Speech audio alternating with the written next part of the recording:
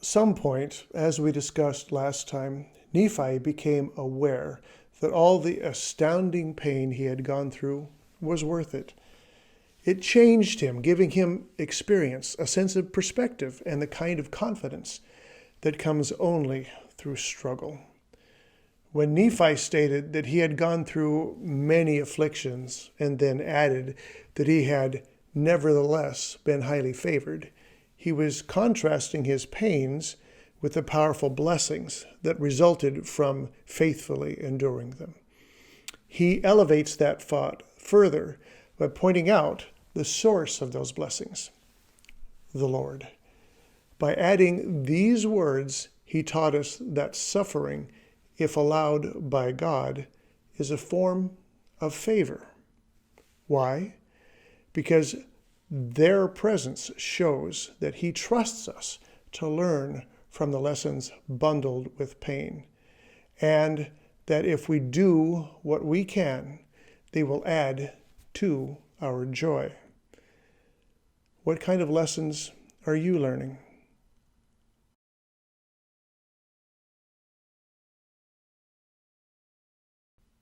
In the episode Watered Pillows, we learned that suffering and pain are planned parts of life.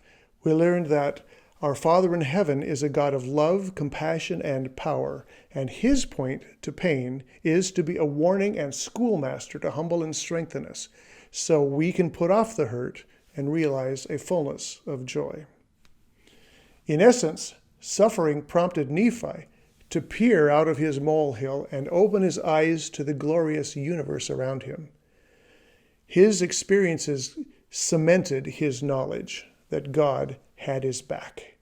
He felt his influence, saw his works, experienced his miracles, heard his voice, and saw his angels. He discovered that all good things come from God and that his heavenly Father had a plan for him and had been showering him with blessings his whole life. Blessings then more than made up for the pain. He realized that he had been highly favored of God. Today, we live in a highly favored time. Generally, our lives are much better than at any other time in history, with greater health, lifespan, convenience, abundance, global communications, free speech, improved pace of change, and much more.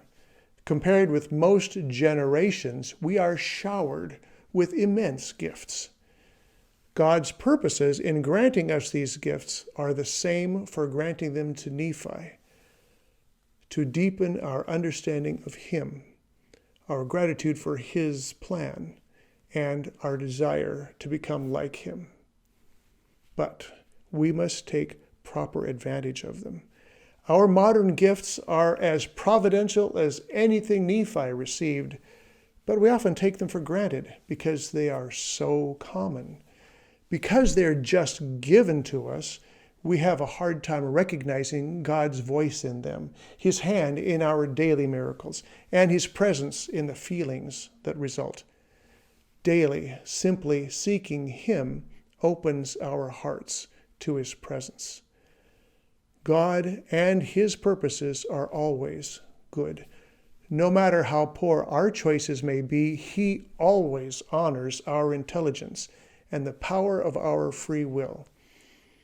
As such, like any father, he is grateful when his children independently choose to follow the paths he outlines. To help us find those paths, he constantly encourages us forward, even though it may take pain to catch our attention. Keep your focus on what he wants, no matter what happens, on doing your best so that others may see your good works and glorify your Father which is in heaven.